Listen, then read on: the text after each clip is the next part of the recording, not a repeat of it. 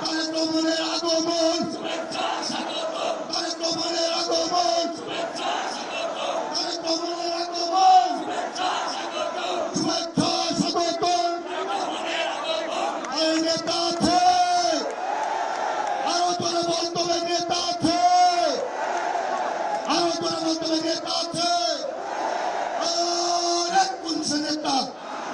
তারেক রহমান, তারেক রহমান, তারেক রহমান, তারেক রহমান, তারেক রহমান, তারেক রহমানের আগমন, শুভেচ্ছা স্বাগতম।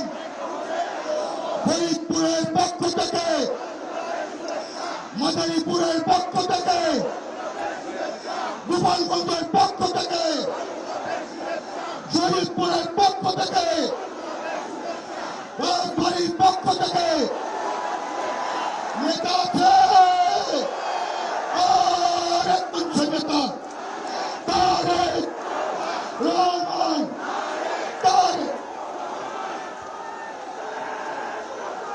নেতা আছে, এদের মাধ্যমে নেতা আছে।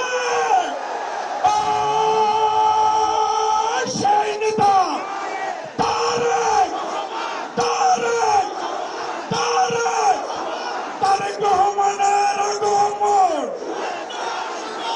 তারেক রহমানের আগমন। ফরিদপুর বিভাগের পক্ষ থেকে, ফরিদপুর বিভাগের পক্ষ থেকে তারেক রহমানের আগমন।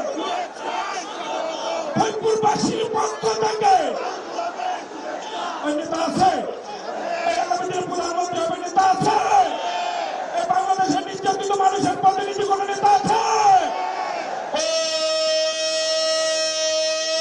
সেই নেতা তারেক রহমান, তারেক, তারেক, তারেক, তারেক, তারেক, তারেক, খালেদা জিয়া, খালেদা জিয়া, তারেক রহমান, তারেক, তারেক, তারেক, তারেক, তারেক, তারেক রহমানের আগমন, শুভেচ্ছা স্বাগতম।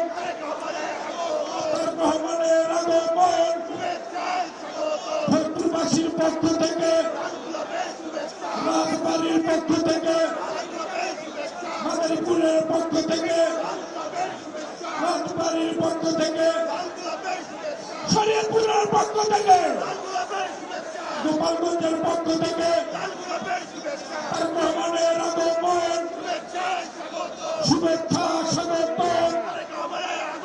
তারেক রহমানের আগমন। এই মার্কা আছে, এই তারেক রহমানের কোন মার্কা আছে? সেই মার্কা সবাই বলো তারেক রহমানের, খালেদা জিয়া, শহীদ জিয়া।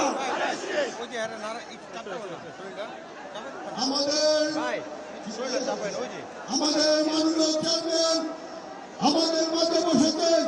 আপনারা শান্তিপূর্ণভাবে আপনারা সকলে বসে যান, সকলে বসে যান।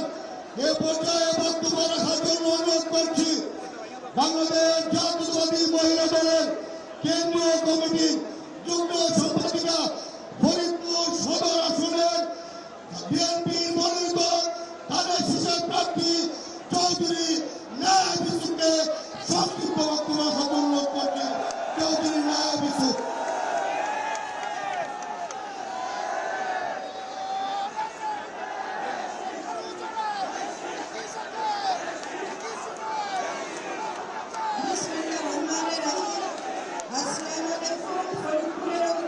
সমাবেশের সভাপতি এই মঞ্চে উপস্থিত আছেন গণতান্ত্রিক অগ্রযাত্রার প্রতিনিধি বিএনপির সম্মানিত চেয়ারম্যান জনাব তারেক রহমান, আর উপস্থিত আছেন কার্যনির্বাহী কমিটির সম্মানিত নেতৃবৃন্দ, বৃহত্তর ফরিদপুরের ধানের শীর্ষে প্রার্থীবৃন্দ, আমার প্রিয় ফরিদপুরের সদর আসনের জনগণ সহ